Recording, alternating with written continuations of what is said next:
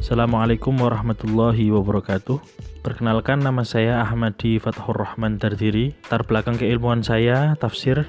S1 saya tafsir hadis di UIN Wali Songo Semarang. Dulu masih IAIN Wali Songo Semarang. S2 saya di UIN Jogja, itu di Quran hadis. Alhamdulillah beberapa tahun yang lalu, tepatnya tahun 2018, saya resmi bergabung dengan IAIN Surakarta sebagai dosen tafsir di Fakultas Syariah. Perkenalannya saya kira cukup ya. Nanti kalau misalnya ada pertanyaan, kita bisa diskusikan di grup WA yang kita miliki bersama tiap kelas begitu. Di pertemuan kali ini, pertemuan pertama, saya biasanya memberi semacam kuliah perdana. Jadi saya nggak suka kenalan nggak penting gitu, saya nggak terlalu suka. Kenalan ya itu akan berproses dengan waktu, apalagi ini kelas HES yang kemungkinan besar tahun depan mata kuliah tafsir ayat-ayat HES pengampunya saya. Jadi kita akan punya semacam maraton 1 tahun ketemu. Semoga apa yang menjadi cita-cita saya, teman-teman kelas HES yang saya ampu 2 kali ketemu sama saya, nanti ada perubahan yang signifikan.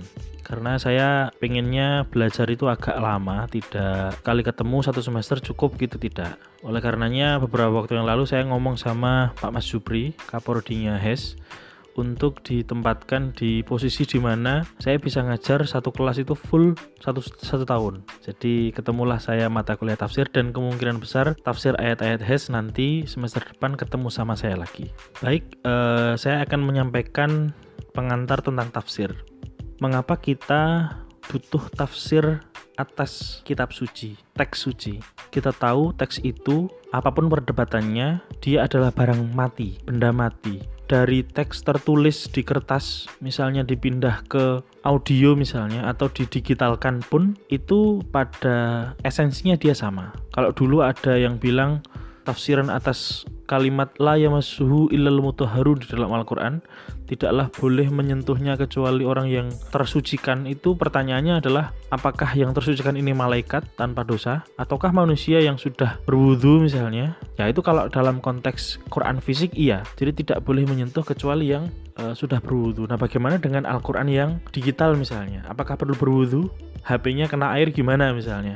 Jadi perdebatan-perdebatan seperti itu membuat kita berpikir, sebenarnya Quran itu yang mana sih? Kalau ada orang yang hafal Al-Quran itu, apakah dia juga suci? Tidak punya salah misalnya? Kan tidak. Nah, saya merasa teks yang mati ini, Al-Quran, butuh untuk selalu, bukan cuma butuh saja, tapi lebih ke selalu, butuh selalu ditafsirkan. Dulu, kemarin, sekarang, besok, kita selalu butuh tafsir atas teks mati itu, yang kebetulan dianggap suci. Dan barangkali ini juga berlaku pada kitab suci agama-agama lain. Selalu terjadi perdebatan di sana-sini. Jangankan antar agama, antar kitab suci. Di dalam satu kitab suci sendiri saja, mazhabnya apa begitu, itu akan saling bertentangan satu sama lain.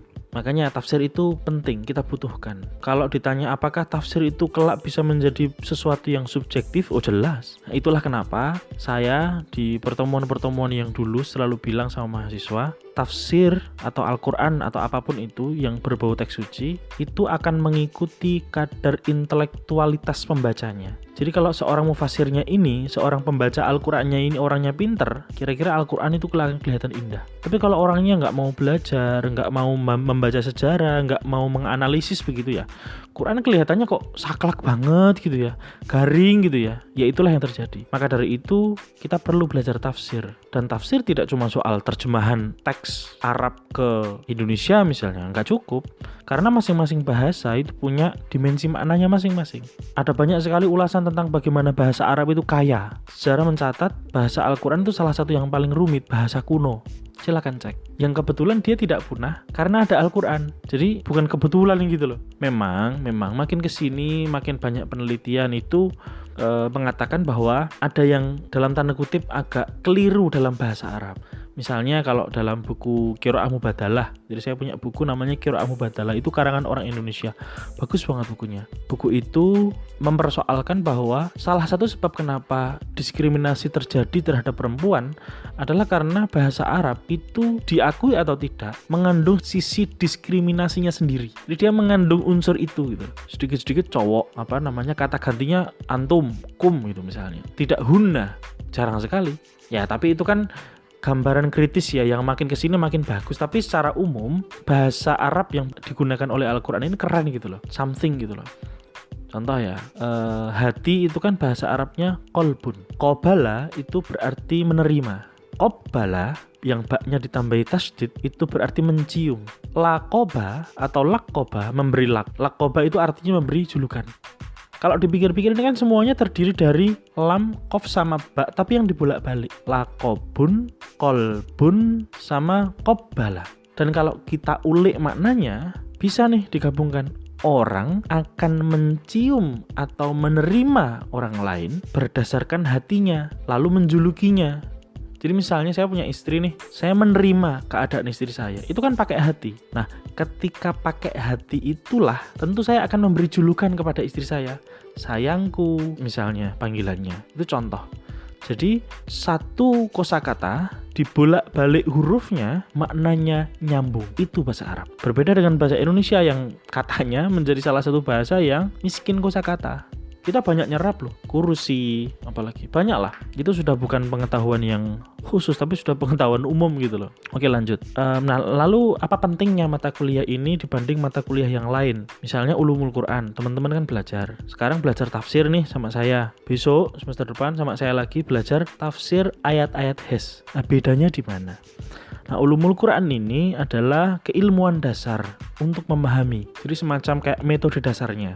Nah, kalau tafsir ini metode menafsirkannya. Tentu apa yang dipahami dari tafsir itu selalu berhubungan dengan ulumul Quran. Maka itulah itu dipelajari dulu. Nanti lalah semester depan baru akan mempelajari tafsir tentang topik-topik tertentu, yaitu ayat-ayat HES. Nah, sekarang ini kita fokus pada metode menafsirkan. Ada banyak nggak sih? Oh, ada banyak. Nah cuma saking banyaknya nanti di perkuliahan bersama saya nanti saya hanya akan memilih yang menurut saya penting. Kenapa? Karena ya kalau terlalu mendalam khawatir nanti perkuliahan ini jadi kayak kuliahnya anak-anak IAT. Saya nggak pengen tuh. Saya pengen yang pragmatis aja tanpa mengurangi signifikansi pembelajaran tafsir.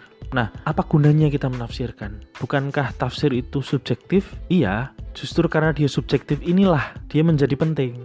Karena begini, saya kasih contoh ya. Orang kaya, dengan kekayaannya dia kan bisa ngapain saja. Tapi dengan ngapain saja, kalau tujuannya nggak jelas, barangkali kekayaannya akan sirna, hilang, habis. Tapi kalau punya tujuan, maka dia akan memberi manfaat. Mungkin tidak memberi manfaat bagi kubu sana, tapi minimal bagi kubu sini. Nah, contoh yang real itu misalnya kayak tadi qiraah mubadalah. Qiraah mubadalah ini adalah cara baca Al-Quran atau tafsir atas Al-Quran tapi dalam paradigma saling. Badalah itu apa ya? Ganti. Mubadalah itu ada wazan mufa'alah. Itu artinya saling. Nah, saling berganti. Kira-kira begitu. Jadi asumsi dasarnya ya, misalnya di dalam Al-Quran ada domir antum untuk cowok. Wahai kalian laki-laki, nah misalnya. Itu bisa secara subjektif diarahkan maknanya juga diarahkan ke antuna yang perempuan.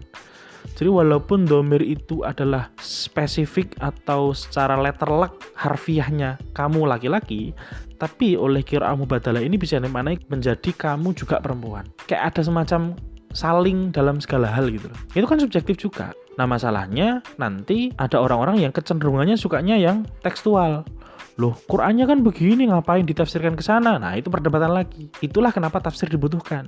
Nah, subjektif ini menurut saya masih akan bisa diterima. Masih bisa diterima. Mengapa? Karena ya buat saya tafsir itu bukan semata-mata benar atau tidak benar, tapi lebih kepada tujuan dasarnya apa, niatnya apa. Maka yang paling penting dan utama dari tafsir adalah niatnya. Sejauh mana niatan itu benar atau suci atau apalah namanya, ya tergantung orangnya. Dia yang tahu hanya dia dan Tuhan gitu kira-kira. Maka apapun pengetahuan yang kita miliki tentang tafsir, seoke-oke pengetahuan, buat saya niat menjadi yang paling utama. Tanpa niat yang tulus, tafsir hanya akan menjadi PR baru bagi manusia. Coba misalnya tafsir atas ar-rijalu qawwamuna 'alan nisa. Laki-laki lebih wah daripada perempuan. Wah.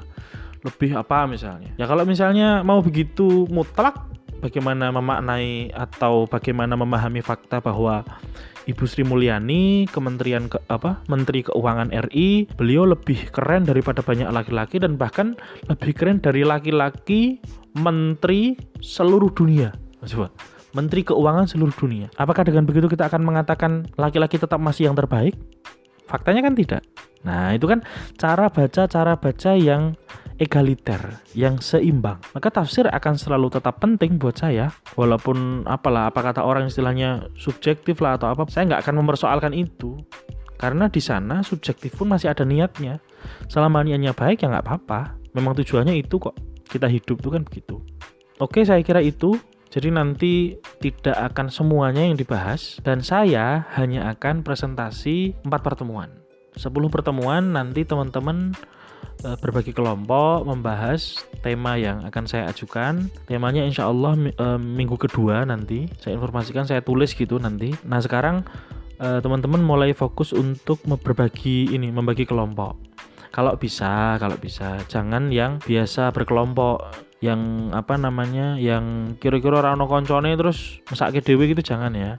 Jadi kalau bisa yang merasa pinter ya ketemu sama yang merasa paling nggak pinter di kelas gitu kan, itu akan lebih baik, bisa saling tolong menolong gitu ya, saling belajar dan mengajari, take and give ya. Materi ini saya bagikan rutin nanti selama 4 pertemuan, yang pertemuan 1 sampai 4. Mungkin hari sebelumnya, saya bagikan hari sebelumnya atau minimal pagi. Nanti kuliahnya kita tinggal diskusi. Jadi nggak menyita waktu gitu loh. Terus kehadiran nanti dinyatakan dengan grup WA, nanti pakai nama, NIM, dan pernyataan sudah menyimak audio dan PPT dari saya. Ya kalau cuma audio ya audio aja, kalau ada PPT-nya ya audio dan PPT gitu ya. Nanti semuanya yang merekap ketua kelas. Ketua kelas itu yang kemarin menghubungi saya untuk memasukkan saya di grup. Jadi ketua kelas saya adalah ketua kelas versi saya. Jadi ketua kelas di mata kuliah bersama saya itu adalah ketua kelas versi saya ya. Yang menghubungi saya itu saya anggap ketua kelas. Ya semoga bisa rajin ya. Itu nanti direkap, dikirim ke saya. Nanti saya tinggal ngupload presensi online-nya. Jadi nanti siapa saja yang masuk, siapa saja yang nggak masuk gitu. Masuk itu sudah ada aturannya, 11 pertemuan, penilaian juga sudah ada, dilihat di keterangan deskripsi grup ya. Oke, saya akan melanjutkan lagi tentang struktur mata kuliah ini. Maksudnya apa yang akan saya bahas selama 4 pertemuan saya ngomong dan 10 pertemuan lainnya. Tapi yang 10 itu nanti minggu depan ya, tema-temanya yang akan jadi topik untuk teman-teman kelompok presentasi. Jadi minggu kedua nanti saya akan menjelaskan tentang tafsir bil ma'thur dan tafsir bil ro'i dan fungsi atau manfaat keduanya. Ini tafsir yang paling tua. Di pemahaman dasar itu dimulai dari sini, tentang tafsir bil ma'thur dan tafsir bil ro'i. Nanti pertanyaan-pertanyaan bisa ditanyakan di saat diskusi begitu. Jadi saya sangat berharap teman-teman mendengarkan audionya sebelum kuliah ya. Biar kita fleksibel gitu loh. Diskusinya juga biar maksimal. Waktunya nggak habis untuk dengerin cuma absen aja gitu ya. Kita fokus ke diskusi ya. Pertemuan pertemuan ketiga nanti kita akan membahas tentang corak dan aliran tafsir. Ada banyak sekali tafsir nanti, tapi akan saya bahas secukupnya aja karena banyak sekali tafsir, terus waktunya ya cuma 1 pertemuan gitu loh. Pertemuan keempat nanti saya akan ngajari teman-teman teknis presentasi dan membuka kitab tafsir. Nanti akan saya perkenalkan Quran Kemenak, lalu juga akan saya siapkan link-link kitab-kitab tafsir ya gitu ya. Nanti saya upload di Google Drive saya, bisa teman-teman unduh gitu untuk dibaca. Terus saya siapkan juga kamus bahasa Indonesia dan bahasa Arab. Nanti saya akan perkenalkan juga OneDrive. OneDrive itu sistem penyimpanan online seperti Google Drive, tapi dia sangat mendukung perkuliahan. Jadi teman-teman kalau yang selama ini ada kekhawatiran, wah data saya hilang nih, tulisannya hilang nih, laptopnya rusak nih, itu nggak akan terjadi lagi kalau kita pakai OneDrive. Nanti saya jelaskan. Dan sedikit perkenalan tentang Maktabah Syamilah. Maktabah Syamilah ini perpustakaan berbahasa Arab. Ada 5.000-an judul kitab. Ya jilidnya lebih dari itu. Biasanya rata-rata satu buku itu bisa 5-10 jilid gitu. Tuh, nanti akan saya kenalkan aja sekilas gitu, biar teman-teman tahu. Nanti kalau ada yang tertarik ya barangkali bisa ketemu di kampus atau bikin kelas tersendiri. Yang tertarik siapa, nanti saya kasih kelas offline-nya. Tapi saya nggak akan ngasih kelas offline kalau nggak ada yang tertarik. Hanya kalau tertarik saja ya. Nah nanti pertemuan 5-14 presentasinya itu berisi pemikiran tafsir tokoh-tokoh. Nanti akan saya listkan di pertemuan kedua tokoh-tokohnya siapa saja, dan teman-teman nanti bersama kelompoknya membahas seluk-beluk tentang tokoh itu biar ngerti metode tafsir yang mereka pikirkan, yang mereka tawarkan kepada publik, signifikansinya dan seterusnya. Oke, begitu saya kira cukup. Sampai ketemu di pertemuan yang kedua minggu depan.